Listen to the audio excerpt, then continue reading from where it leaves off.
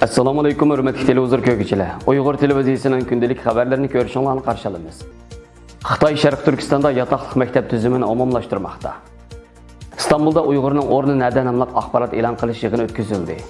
Avustraliyada Uyghur muqam ansambl quruldu. Sulayman Soylu çətellik panahlanğıçılarının dövlətin qoğulab çıxırılış məsələsi üstü toxtaldı. Tövəndə dehqanlar xəbərlərimizdən təfsili məzmunlardı bolsun. Xitay hökuməti Şərq Türkistanның hər qaysı yezi bazar rayonlarında yataqlıq məktəb tüzümünü umumlaştırmaqda ekan. Tağrıtaq to'rining 17-yil xabarida Uyg'ur Abnum rayonluq ma'rif nazorati yataqlıq məktəb qurish o'lchami haqida uqtirish tarqatib, boshlang'ich maktabning 1-yillikdan 3-yillikgacha bo'lgan bolalar maktab yatiqida yatmay uydan qatnab o'qisa bo'ladiganligi, 4-yillikdan 6-yillikgacha bo'lgan bolalarning sharoit yer berganlar yataqda yetib turib o'qisa bo'ladiganligi, to'liqsiz o'tirib o'qiydiganlar cho'qim maktab yatiqida yetish kerak ekanligi belgilangan ekan. Hamda yataqlıq maktablarning ichida o'qitish binosidan boshqa yana har xil faoliyatlarni olib boradigan to'liq aslahalanganligi alohida ta'kidlangan ekan. Xitoy hukumati Sharq Turkistonning har qaysi rayonlaridagi yataqlıq maktablarni qurishni umumyuzlik tezlashtirishni nishon qilgan ekan.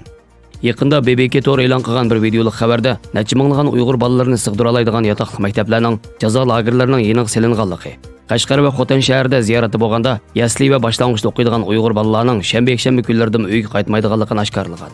Ma'lum bo'lgan turli uchurlarda navbatda lagerlar qamalganlarga va lager sirtidagi ishchi xizmatchilarga qizil tarbiya tashviqotining har kunlik majburiy mashg'ulot bo'layotganligi, o'qish ishidagi o'smirlarni bu siyosiy tashviqot qaynimiga so'rab kirish haqida so'z qilgan analizchilar bu Xitoy hukumatining sepi o'zidan madaniyat qirg'inchilik qilayotganligini, yataqlıq maktab tuzumini yo'lga qo'yishi bir jihatdan Uyg'ur oilalarini parchalash bo'lsa, yana bir jihatdan Uyg'ur bolalarini kichikidan boshlabla o'z milliy kimligini yo'qotishga qarab yuzlantirishning bir yoshirin o'rinishidir deb ko'rsatgan.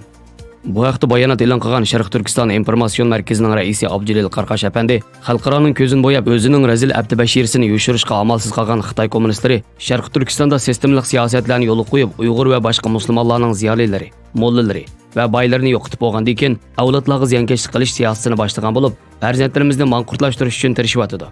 Qarqash apandi so'zida yana butun dunyoning bolalarimizning sog'lom o'sib yetilishi uchun Xitoy hukumatining ota-onalaridan ayirib qizil tarbiya berayotgan mudhish faoliyatlarini yaqindan kuzatishni umid qilaman dedi.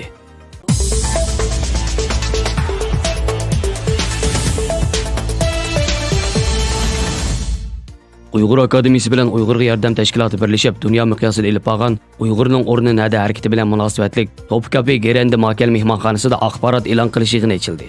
Yig'inga Turk va Uyg'ur muxbirlarining tashrif qilishi va 70 atrofida Sharq Turkistonlikning qatnashib, ko'p sondagi Uyg'urlarning Turkiyada pasportining vaqti o'shib ketib uzartalmay, turli qiyinchilik yo'liqqanligi hamda urug' tuqqanlari jazo lagerlari va turmalarga tashlangan Uyg'urlarning guvohlik berishi bilan Uyg'urning o'rnida temiliq axborot yig'ini o'tkazildi. Bu yig'inda so'z qilgan Shavkat Nosir apandi Xitoyning markaziy qarashliq siyosiy va ijtimoiy suiqasdlari orqali Uyg'ur turklari boshliq Sharq Turkiston turklarini sistemlik bir shaklda xitoylashtirishga urinayotganligini aytdi. Shavkat Nosir apandim so'zida yana Xitoy kommunist davlati bir tarafdan Uyg'ur turklarining Xitoy xalq jumhuriyatining qonunliq fuqarosi ekanligini jakarlasa, yana bir tarafdan Xitoy millati ega bo'lgan qonunliq fuqarolik haq-huquqlaridan foydalanishiga imkon va fursat bermay keldi dedi.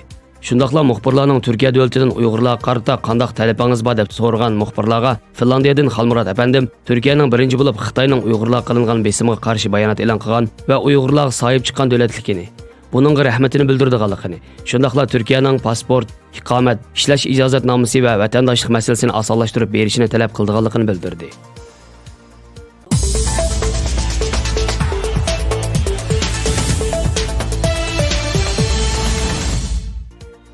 Yigirmanchi kuni Avstraliyaning Sidney shahrida Uyg'ur muqam ansamblining qurilish murosimi o'tkazildi. Mazkur ansamblining qurilish murosimi qurg'uvchisi Shuhrat apandining nutqi bilan boshlangan bo'lib, faoliyat 4 soatga yaqin davom qilgan. Shuhrat apandining bildirishicha, milliy san'atimizning varislarini yetishtirib chiqish orqali Avstraliyaning har qaysi shaharlarida konsertlarni uyushtirib, milliy san'atimizni taraqqiy qildirish bilan birga milliy kimligimizni tonishtirish va dunyoning har qaysi joylaridagi Uyg'ur san'atkorlar bilan do'stona munosabat o'rnatadiganligini, yana navbatda Sharq Turkistonda milliy san'atning yo'qolish girdobiga berib qolganlik sababidan muhojiratlik sharoitlardan foydalanib, milliy san'atning davom qilishining zarurligini ta'kidlab, hozir Xitoy Uyg'ur madaniyatini tubdan yo'qotishga urinyapti. Biz muhojirat hayotimizdagi sharoitlarimizdan foydalanib, Xitoyning milliy san'atimizni, madaniyatimizni yo'qolishiga yo'l qo'ymaymiz dedi. Uyg'ur muqam ansamblining qurilishi tarixdagi har qanday bir vaqt qaragan chaqda texnik ahamiyatli bir hodisa, chunki Xitoy hukumatı Uyg'ur millatini tamoman etnik bir qirg'inchiliklar yo'qotish harakatini olib borayotgan bir vaqtda Uyg'urning tilini, Uyg'urning dinini, Uyg'urning madaniyatini yo'q qilish qilinayotgan bir vaqtning o'zida Uyg'ur millatini saqlab qolish uchun Uyg'ur madaniyatiga, Uyg'ur san'atiga har vaqtdagidan bakroq ehtiyojimiz bo'layotgan shunday bir vaqtda Shuhrat Tursun afandining bundaq bir muqam ansamblini qurish orqali Uyg'ur madaniyatini saqlashga tirishayotganligi haqiqatan taqdirga shoyan bir hodisa.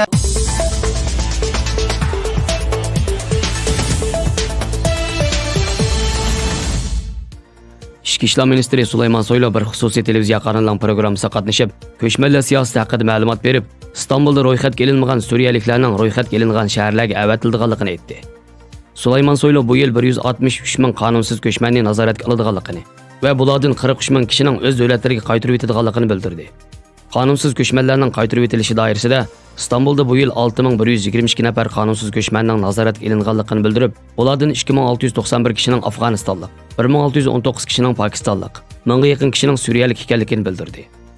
İstanbulda turayotgan panohlanuvchilar orasida 547 ming kishi Suriyalik bo'lib, jami 1,69 million ko'chmanning ro'yxatga ilinganligini, vaqtli to'xtash doirasida ekanligini bildirgan Sulaymon Soylu, vaqtli to'xtash doirasidagi Suriyaliklarni chegaradan qo'g'lab chiqarilmaydiganligini, qo'g'dash doirasidagi Suriyaliklar agar ro'yxatga ilinmagan bo'lsa, panohlanuvchilar lageriga avatildiganligini, ro'yxatga ilinganlar bo'lsa, qaysi viloyat ro'yxatga ilingan bo'lsa, shu viloyatga yo'llaydiganligini ta'kidlab, hozir panohlanuvchilar lagerida 100 ming kishi borligini qayd qildi. Xabarlarimizni ko'rganingizga rahmat. Ko'rishguncha omon bo'linglar. Xayr xo'sh. Allohga emanet.